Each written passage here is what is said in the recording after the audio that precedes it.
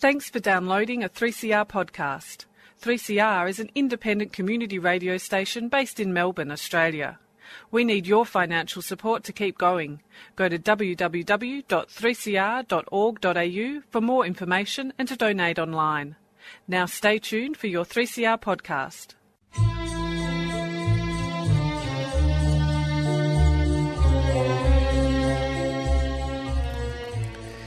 Sabah al-Khair, good morning dear listeners. You're listening to Radio 3CR on 855 AM and Palestine Remembered with Robert Martin, Nasser Mashni and Yusuf Ahmed al-Rimawi.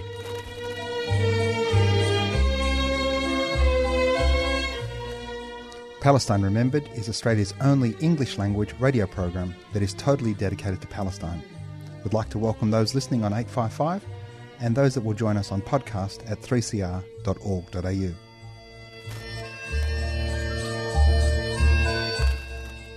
Thanks for joining us. Stay with us and enjoy the episode.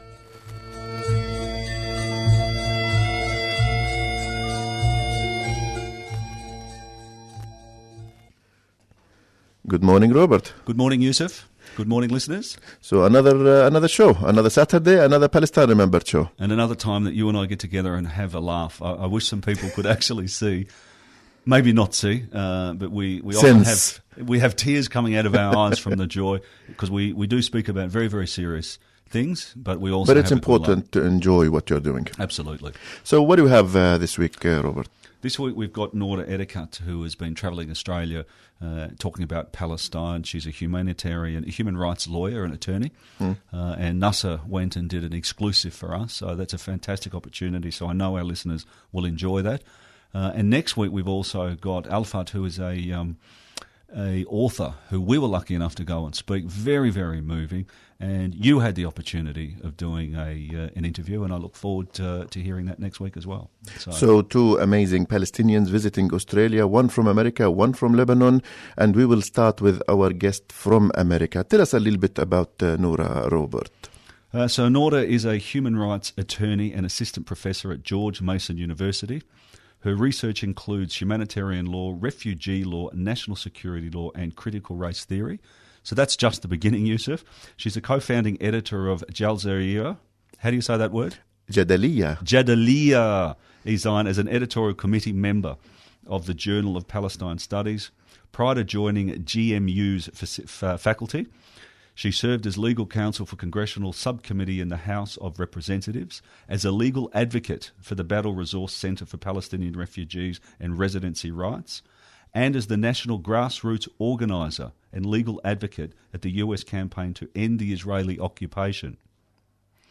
She's a co-founding board member of the DC Palestinian Film and Arts Festival and is a board member of the Institute of Policy Studies. Very impressive. Well, I haven't finished, Yusuf. Go on. So I'm all ears. In fact, what we'll have to do is we're going to actually have to cut the interview because her bio is so impressive.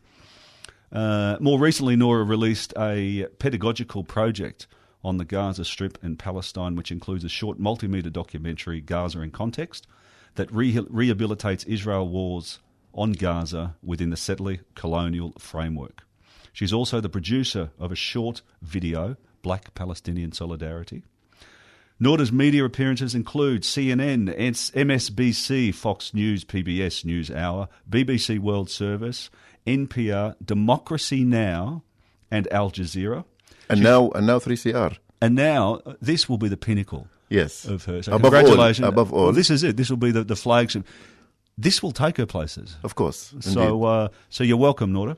No problems. She's published in The Nation, the New York Times, the Los Angeles Review of Books, Huffington Post, Jezebel, International Law Grills, The Hill, The Foreign Policy, among others. Noura is the author of Justice for Some, Law as Politics in the Question of Palestine, forthcoming Stanford University Press 2019. Now that is one hell of an introduction. Well, that's very impressive. I want to ask you before we move on to the interview, when was the last time you mentioned or used the word pedagogical in your life? Well, it's funny I'm on a pedagogical journey at the moment, which is obviously an educational journey, Yusuf. Okay. And the fact I know pedagogy is one of your favorite words. Well, it's something that I feel that I was born to do. So Right. thank you very much. Without Yes. further delay, let's listen to Nasser's interview with Noura Erekat, who was in Melbourne last week. Okay, I'm joined by super powerhouse Palestinian woman Noura Erakat. Noura, thank you so much for coming and joining us in Australia. Thank you so much for having me. Noura, now you've spoken in Adelaide, Sydney and Melbourne. Edward Said Memorial Lecture in Adelaide, feature program which was phenomenal. You had a varying different number of talks, but in Melbourne you spoke particularly, and the things that I found most interesting was the connection between our movement and other movements in the world. Can you talk to us about that?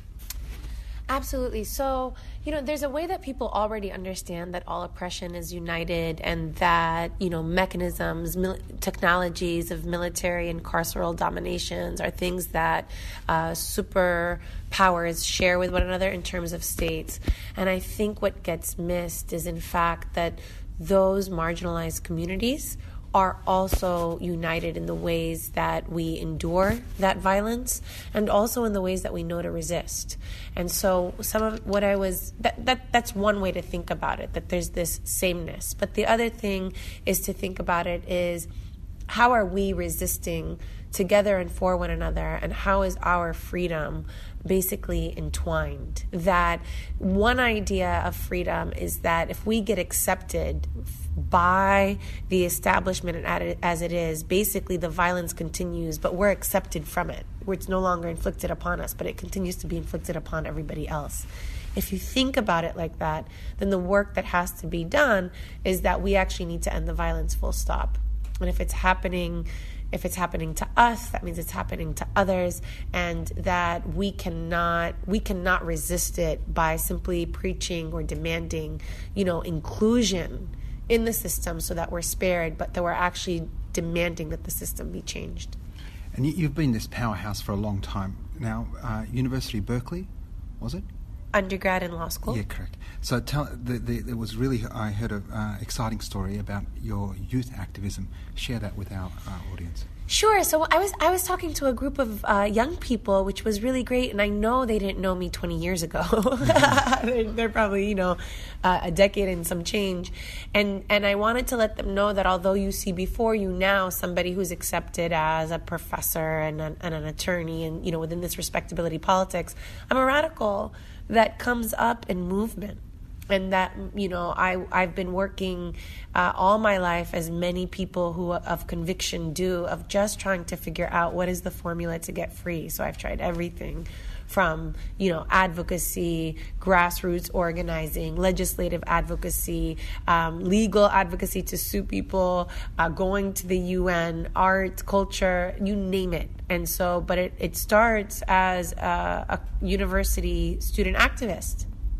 And as a university activist, when Ariel Sharon was elected into office the second time on February 6, 2001, we students, naming ourselves the Students for Justice in Palestine, blocked Say Their Gate in the middle of UC Berkeley's campus, unfurled a banner that said "Divest from Apartheid Israel" before there was the BDS campaign in 2005, set up, there's 3 entrances in Say Their Gate, so we blocked the middle, and then one entrance was open and said Israelis only, and one entrance was also blocked that said Palestinians, and we put on some guerrilla theater and asked students to join us until we had something like 300 students who were blocking the gate with us in this action that basically goes national. Everybody now hears about it, and we continue our activism on campus in that way.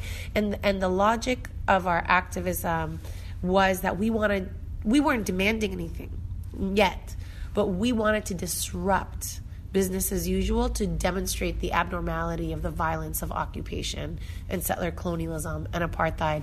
And so one of our next actions was literally taking over a building during midterm exams, asking all the students and the teachers to leave, chaining the doors locked, and then sitting in front until we didn't move until we were arrested. And our demands crystallized into divesting UC Berkeley's holdings from all companies that are invested in Israel at something worth, I think it was $5,000 or more. Now, you're leading the charge into academia, you're untenured, and you're outspoken. Now, we spoke earlier on in the session about academics in the space that you occupy being quiet on Palestine until you get tenure, but you haven't. So I'm definitely not leading the charge. I'm certainly continuing a legacy of so many that have made this sacrifice and fought for this cause. All of us doing but we it had together. Stephen Salita didn't get his tenure. You know what's worse? Stephen had tenure, and they revoked it. Yeah. That's how. One, it's the mythology that tenure is a protection for everything, and two, the fact that that's how vicious the punishment can be if you stand up for Palestine. So Stephen does everything, has 6 books published, and still has his tenure revoked, which is, this is what we're up against. In my case, it's a little bit different because for me, the academy is a second career. My first career is as a human rights attorney and an advocate. I'm planting BDS campaigns across the U.S. I'm actually going to Geneva to advocate for Palestinian refugee and residency rights, and so on and so forth. I'm already in the media. I'm already an activist. When I transitioned to the academy, my portfolio already speaks for itself, and I had a choice. I can either reinvent myself to be somebody that's quite distant from all the things that I care about so much, or I can continue. And I tried to tread both, but when push came to shove, when there was a need to speak on something, because the saying goes is that you just are quiet on Palestine until you get tenure, and then you can say whatever you want. But for me, the cat was already out of the bag with me. And then the second thing, to be honest, for me, was that I didn't want to do that. I felt like I was already living my life's purpose. Who knew if I was going to even live long enough to get tenure? Who knew if I was going to get tenure at all? And so why wasn't I doing what I believed in every day, come what may? And that's what I've lived by. And I also have to say that all of the spaces that I've moved forward in are movement victories. So as long as the movement stays robust and as long as the movement becomes even more strong, that gives me the space and the safety to be able to continue to proceed with that kind of conviction and fearlessness. It's not mine. That's what the movement gives me. So last week, the Israeli Knesset passed the nation-state bill and made it apparent and clear to everyone we're actually legislating apartheid. How strategically do you think this is going to play out for us? So the thing is, Israel's already been practicing apartheid, has 50 laws that on their face either privilege Jews in the state or disenfranchise or are discriminate against Palestinians. Any lawyer can go through that and tell you that it is a de jure apartheid regime, as the UN Economic Council on Southwest Asia did conclude in 2017, which is why the U.S. and Israel forced UN ESCWA to actually shelve the report. So we've already known this.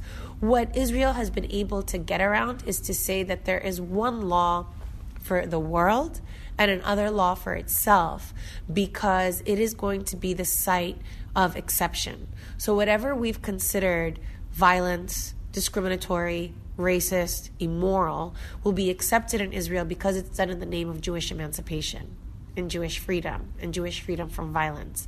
And that logic has been both what has troubled people who hear this, and it's also been why Israel is able to get away with literally murder in that framework of exception and continue. So here we have yet another brazen act. And one would think, okay, that's it. Cat's out of the bag. Now everybody knows. It's not going to be enough. It's not going to be enough because we haven't disrupted this framework of exception that insulates Israel. We haven't gone to the heart of the matter, which is you want us to believe that everything Israel does is fine because it's actually furthering Jewish freedom. So let's talk about that.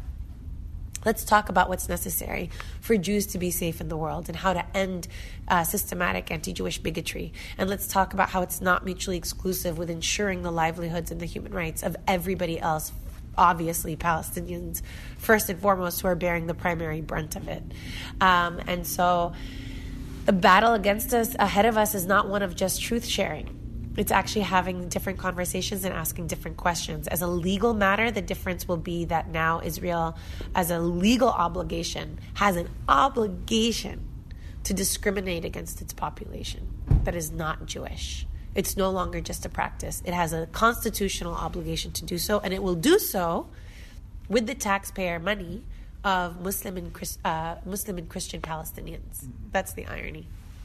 Yeah.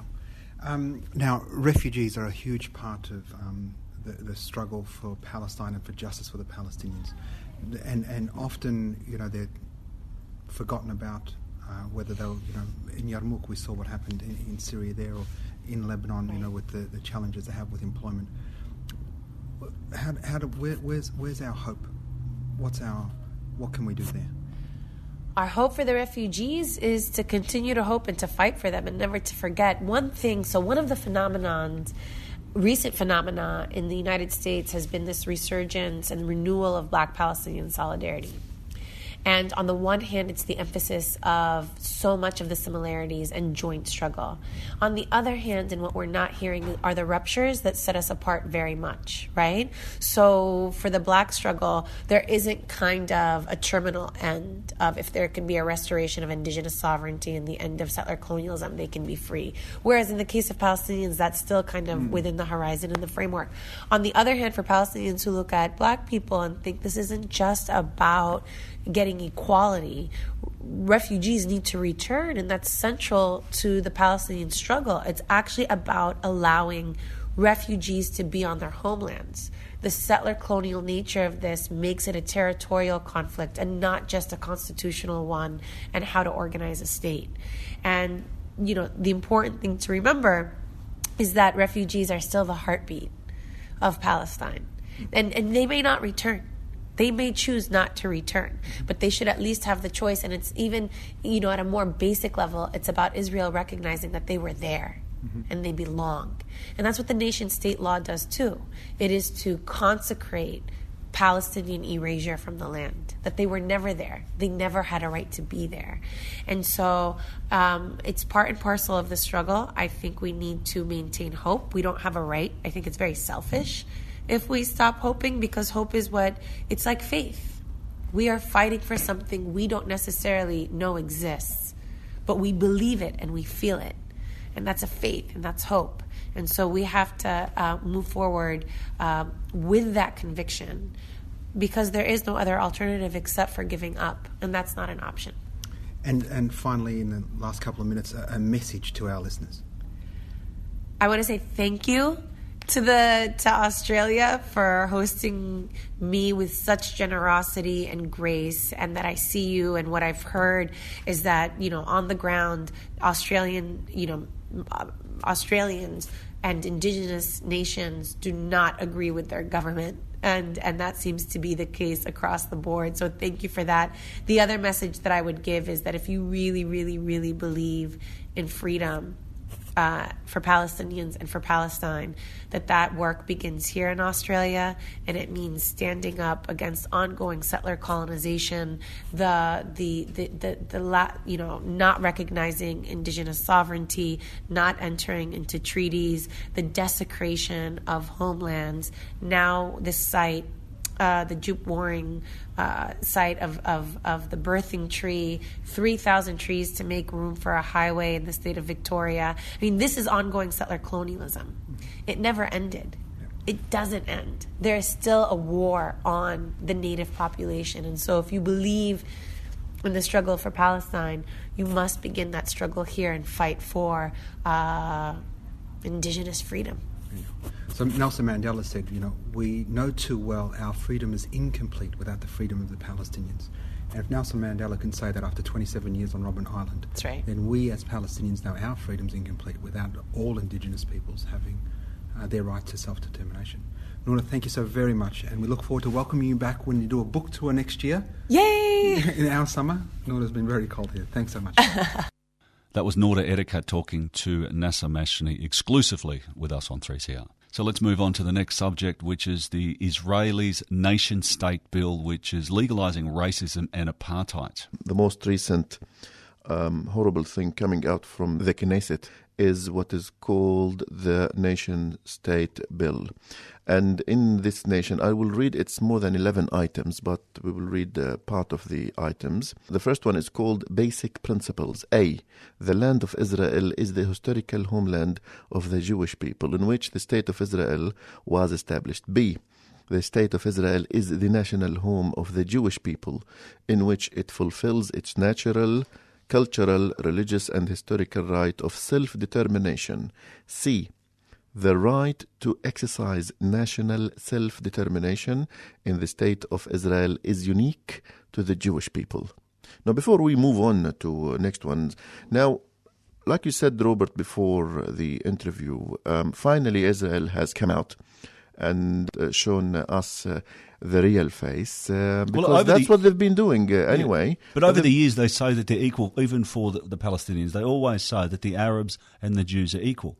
But this clearly is saying that they're not. The distinction between national rights and citizenship right is something that the Palestinian Israelis know very well, because while they were the citizens of the Israel, they don't have any rights as members of the nation. The nation has always been, if you are a Jew, and if you are a Muslim, whether Druze or Sunni or whatever, or if you are Christian, just a non-Jew. Palestinian, non-Jew, then you do not belong to the nation.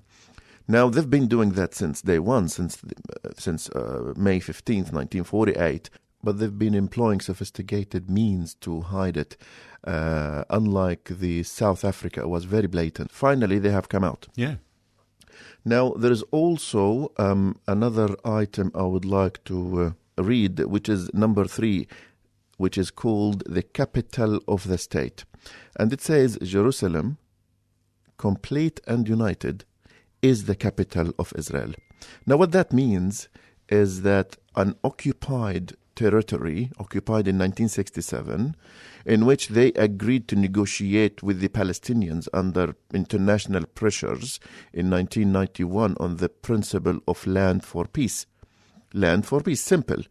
Israel wants peace, it has to give back the land. Yep. And the land includes any land occupied in June 1967, which includes, of course, East Jerusalem. Now, nevertheless, they came up with the term Greater Jerusalem Municipality to annex the parts of Jerusalem occupied in 67 to the parts of Jerusalem occupied in 48. And there is no such mention of, the fact that it is against the international law, and it is against even their own laws, and it's against the principles upon which they agreed to negotiate with the Arabs.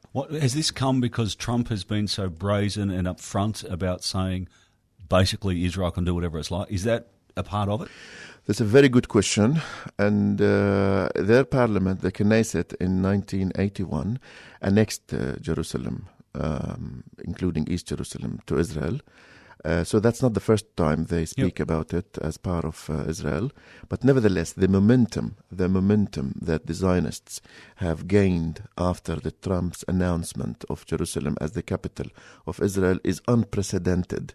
Never in history has Israel been very vicious when it comes to the colonization of Jerusalem, which is different to the colonization of West Bank, because if you know the settlers, and you've seen settlements in West Bank, they are top of the hills, whereas in Jerusalem it is enclaved type of settlements, which means that they occupy an apartment in a building, a room in an apartment, a roof of something, and then they make their life miserable for the neighborhood. Well, they make everybody miserable around them on purpose. And therefore, if you ask me if this is new or no, it's not new. They've always wanted Jerusalem. They've always worked for Greater Jerusalem Municipality, and they've done everything they can to Jewadize the Arab nature of the city, whether Muslim or Christian.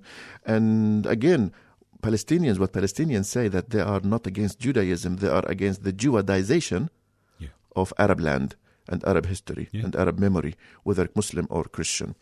And before we move on to the next topic, in the first point, they made an absurd and ridiculous statement by saying that the right to exercise national self-determination. When in history has the occupier demanded self-determination?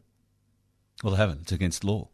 It's against logic. Yeah. It's against logic. Absolutely. It's against common sense. But except in Palestine. But it seems so. that The colonizer, the one who came with force, the one who built a state with violence and terrorism, says that we have the right for self-determination. Not the colonized people, not the occupied people, not the people who paid the price of the establishment of this rogue state that's called Israel. So that's very absurd to hear the Knesset approve a term that calls for the Jewish people of Israel for self-determination. Well, it seems though that most things on Israel the expense of Palestinians, the landowners. It seems though that everything Israel do goes against logic. It just seems to be the way. And that's what they have finally said it. And now even on language, Israel used to pride itself as being a bilingual state. Now here, in the language, the state's language is Hebrew. Period.